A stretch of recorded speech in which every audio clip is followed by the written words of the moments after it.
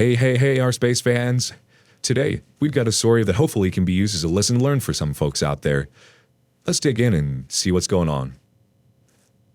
How I almost lost my husband of 20 years due to a need for attention and validation from another man. I met my husband in 1999. I was 19. He was 24. It was at a summer camp his mother was running, and we both were camp counselors. It was lust at first sight, the moment I laid eyes on him. I knew it would eventually and rather quickly turn to love, but here was this bear of a young man, 6'4", 228 pounds, rock-solid physique, chiseled square jaw, played fullback in high school and college. He was the most gorgeous being I'd ever laid eyes on. We started dating not even a month after the camp ended, and by 2001, we were married. For the next nearly 2 decades, he did everything and gave me everything I could ever want. My husband has been the definition of provider and protector. He gave me a life where if I wanted to quit my job and be a stay-at-home mom for our 3 children, I could do so, and we'd never miss a step. My income is supplemental at best. I make a good amount, but my husband's take-home dwarfs my own. So how the hell, or more importantly, why the hell, did I cheat on him for 9 months? Selfishness. Plain and simple. He's the only man I'd ever been intimate with up until my affair. Sure, he showed me plenty of affection, and our sex life was awesome, but I never had my crazy 20s. I felt like he showed me love and affection because he had to be being my husband. We live in a decent-sized town in South Carolina, but generally, everyone knows someone who knows the next person. You get the idea. So the vast majority of people knew that I was O's wife, so I never got the dreaded A word, attention. That's where M came into the picture. M worked for my company, but one of the Northeast offices. My company was doing an aggressive expansion in the South region, and he was moved to my office around June of 2019.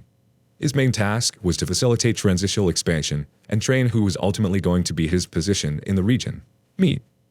M was the polar opposite of my husband. My husband is a big, rugged outdoorsman. He powerlifts, is covered in tattoos, has long hair, and a big, bushy beard, but is soft-spoken, not introverted, but not boastful. He's a pious, humble man. M is slender, dresses in designer names, drove an Audi RS5, and was very outspoken and headstrong. He also had a silver tongue, and I admit, I fell for it. Naturally, we worked quite closely, and M would pay me all kinds of compliments. It started out work-related, but evolved to subtle compliments of my appearance, and I lapped the attention up. I was smitten by him. He wrapped his tendrils around me, and I was too foolish to resist him. I confided in him. I began returning his affection, because I was hooked on the idea of this clean-cut, pretty boy showering me with adoration. I had it justified in my mind that I wanted to experience this because it was new and exciting. In hindsight, it was the dumbest reasoning I've ever imagined. By August, it was a full-blown emotional affair, and Halloween of 2019 is where it became physical. At the company Halloween party, I had went with a few of my friends. Normally, O would come, but he was just 3 months removed of neck surgery and in no condition to party. So he told me to go on and have a good time. M and I met up at the tail end of the party and ended up back at his place. I was fully aware of what was going to happen, and I went ahead with it, thinking only of myself and my own needs. I justified it in my head by saying, "This is my experience." My husband began to suspect things on Thanksgiving Day. At this point, the fog had completely engulfed me, and I was in contact with M as many times as I could. I'd started to pull away from my husband between October to then, especially since there hadn't been months since we'd been intimate. His surgery considerably hindered his movement. I had stepped outside on my parents' porch, and he followed me outside saying, "Whoever it is, tell them you're with your family." He'd gotten pretty annoyed with how much I was checking my phone and sending texts, and I'd lied to him, telling him it was one of the younger girls in my team who'd recently broken up with her boyfriend and was going to be alone for the holidays. He presses me over his issue with it on the way home, and after we put the kids to bed, I snapped at him. So now, for the first time really in our entire marriage, there was a hint of resentment between us. And in hindsight, I'm disgusted with how I treated him. I must have been out of my freaking mind. Fast forward to May 2020, where everything went south. I was now working remotely due to COVID, and my husband was now back working, having been cleared by his doctor in March. Due to the fact that a lot of the guys at his work were furloughed, he had to pull 10 to 12-hour days, sometimes 4 days a week. The kids would do their homeschooling, then either go to their friend's house 1 street down, or to my husband's parents' house. They're very close to their grandparents, both mine and his. This would give me several hours of the house alone, and you guessed it, I invited M over. Happened several times over the spring, but that one day in late May is one I dread and will never soon forget.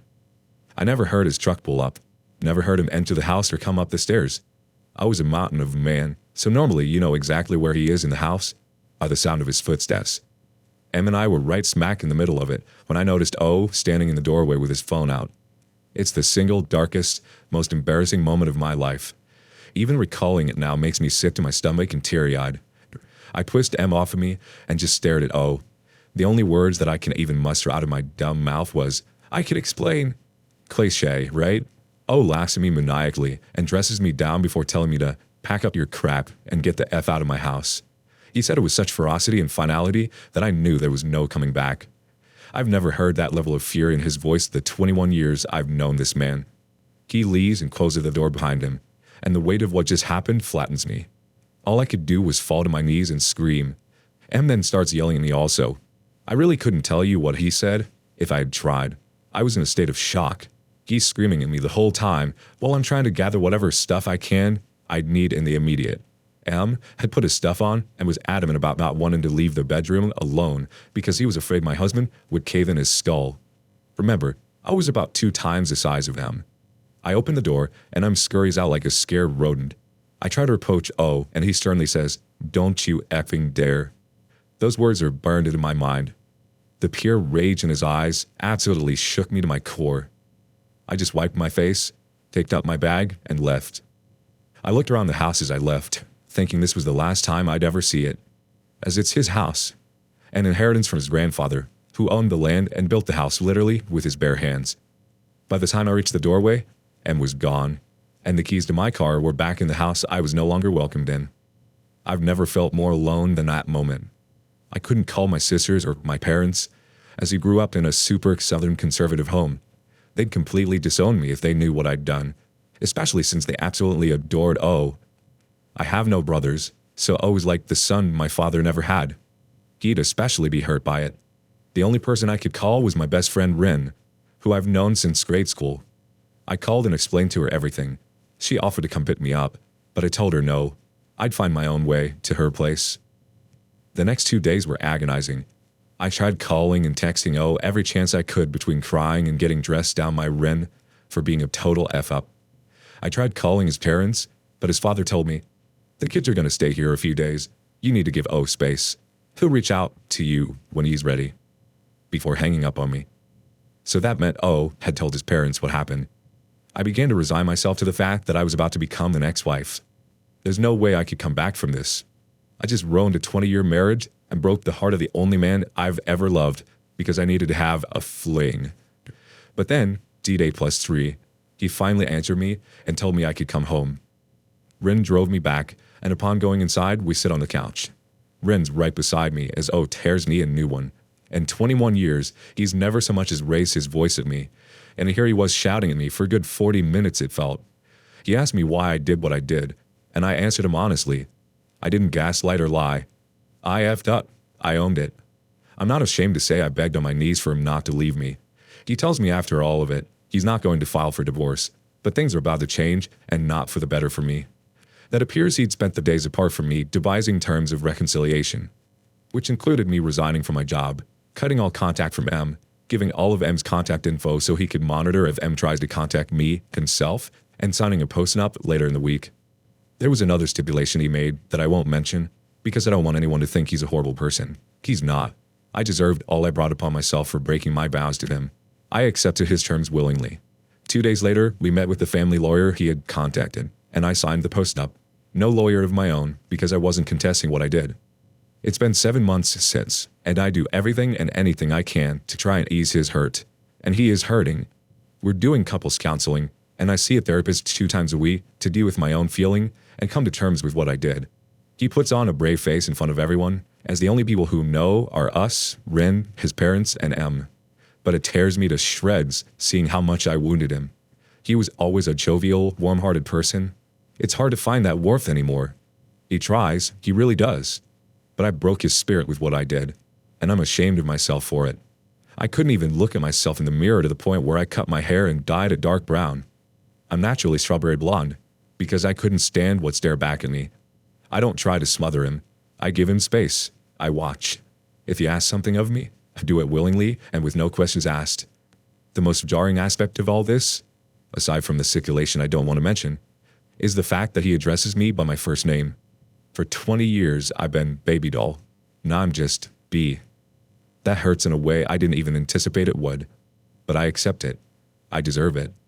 And if I want to earn my title of Baby Doll back, I have to build back his trust in me and restore his manhood. I have to be better than what I was before. He's afforded me a second chance I rightly don't deserve, and I refuse to take it or him for granted. Never again will I stray. Never again will I give him reason to lose faith in me. I love my husband to the core of my being, and I will do anything I can within my God-given ability to show him that. Today is our 20th anniversary. This morning, while we were eating breakfast with the kids, he kissed me on the lips for the first time since T-Day and said, "Happy New Year." My heart melted, and I had to excuse myself in the tail to go into the guest bathroom and cry. I've never been more overcome with emotion at once in my life. Happiness, sadness, shame, regret. I think I had an anxiety attack, to be honest. A few minutes later, he comes into the bathroom and I just run into his arms. I squeeze him as hard as my tiny self can around his waist, bury my face in his chest, and ugly cry another 10 minutes. He just stands there, his arms wrapped around me, and hold me. I truly don't deserve this man. The beautiful, kind, warm-hearted, spirited, and just man. Even with how badly I hurt him, he takes care of me. I will never jeopardize losing him ever again. Here's a few edits. Suffice to say, I was not expecting this to get this level of attention. Wow. I'd like to make some clarifications that seem to have popped up in the comments. First, my husband has shared his side of the story on Reddit a while ago, and the story was picked up by a YouTuber and featured on his channel. If there are inconsistencies between his account and things of mine, it's because he chose to leave core details out, no doubt protecting me, whereas I've chosen to be completely forthcoming with my account aside from omitting the stipulation, and not giving a number to how many times I'd been intimate with M. My husband knows the number. I chose not to mention it because it's a trigger. Second, since the cat of the stipulation is out of the bag and my husband has read the post, as I mentioned before, he floats around these subs himself. He's given me permission to say, since he did mention it in his post when he made it. The stipulation in question is that he'd get to have intimate intercourse with other women, and I would never know who any of those women were. He did, however, tell me he had relations with 4 women, and one of them is someone we both know. I have no idea who it is, and I don't ever want to know. He did this between the months of June to October. I think he stopped in October. I'm not 100% sure. Third, one user suggests that I should get my own lawyer and resign the post-nup. I don't have that right. This isn't about protecting myself. This is about trying to yield my husband and fix my broken marriage. I'm 100% fine with the post-nup agreement presented to me and plan to adhere to it till my dying day. What an interesting story. All right, let's see what the community thinks in the comments. ManPride02 said, "Cheating is bad, but the marital bed in his home is just beneath lying about fraternity. You still could be an ex-wife because this is far from over. My cousin divorced his cheating wife 3 years after the fact. He did everything he could to try and hold it together, but he just couldn't. He told me something happened in him when he caught her cheating. The love just drained out of him, and he couldn't get it back. I myself have gone through this, and it is hard. Ultimately, I chose not to stay in the relationship. Did you ever consider a backup plan in case that happens?" The OP comes back with, "I have, and the idea that he could at any time decide, F it, I'm done, never leaves my mind. All I can do is try to rebuild him and show him he's loved, and that I am eternally remorseful I broke his heart. Ultimately, it's his choice if he keeps me or sends me packing. I resigned myself to that fact a long time ago." 504 Mech said, "Such a sad story. The way you're portraying him, any stipulation or demand he asked in order to move forward, is well deserved. Hope you find the strength to follow through. Best wishes. Go 9 of Dreed. True. But the problem isn't even a question of whether or not her husband is a bad person for demanding what he can infer to be a punitive stipulation. People are human, and our instincts to punish bad behavior are generally correct ones. But that's not the issue. The real problem is that this probably isn't a road to what necessitates a return to happy marriage. People in O's situation always think that a gauntlet of punitive measures and their significant others' performative acts of self-flagellation, like OB's tonsure, will pave the way to a return to their pre-compromised relationship. But it very rarely does. A more apt metaphor for it would be like scratching an infected wound. The only possible roadblock is forgiveness from the wronged party. And it's a difficult one not just for obvious reasons, but also because it seems incredibly wrong-headed and downright offensive for the onus to be placed on the wronged party to be the one to take action and compromise. After all, she's the one who cheated. Why should it be all on him to forgive her? What's clear from this post is that OP is definitely not a mind reader. She thinks she's on the path out of the woods, when it's much more likely that she's just being led in a circle because it hurts O not to be around her. The problem is it also hurts O to be around her. Living with your cheating significant other can be the closest thing to psychological self-harm a person will ever experience. Thus, unbeknownst to her, they're in a holding pattern until he figures out what to do. Things could go either way, of course, miracles do happen. But walking in on your wife in a cinematic height of her betrayal is a special kind of faces of death video that will probably be seared into this guy's mind well into his 80s. OP replied back, "I'm committed to doing and being whatever he needs him to be. I'll win back his trust or I'll die trying." Go9 retorts, "So this is something that's a bit critical to understand. Just as he was, as you describe the perfect husband, and yet you strayed away, you can now be the perfect wife, or as close as a person can be at this point, and your marriage might still fail. The critical point being, as you taught him so well, that a person can do everything right in their lives and still lose. We actually control very little of the outcomes of our lives. This is why trust is so highly regarded, because it's one of the ways in which we can majorly influence how things turn out for us." The OP still wants to believe. "Whatever the outcomes and consequences are, I'm prepared to face them. Even if 10 years from now, he all of a sudden decides he can't stand being with me anymore, I'm prepared for it. I'm not kidding myself that things will go as I hope they will. I can only do what I can to influence them in that direction. The final decision is his to make, and whatever choice that is, I'll accept it willingly and with no resistance." And finally, a quote from Lump Butt Cat. "Reminds me of this shirt I had once. By far the best shirt I ever owned. Fit perfect, never out of style, compliments all the time. Then it got this awful stain on it. Tried and tried to remove it. Nothing worked. Tried everything. YouTube, blogs, various products, nothing worked. Just couldn't part with it, so I kept it. Couldn't wear it, so I guess a lot of sentimental value. Memories. Eventually, I realized it had no real value to me anymore. Looking at it kind of made me sad anyway. Finally discarded it after a few years. Point here is you all need to work harder than ever, forever, to sustain and create value from your husband and your relationship.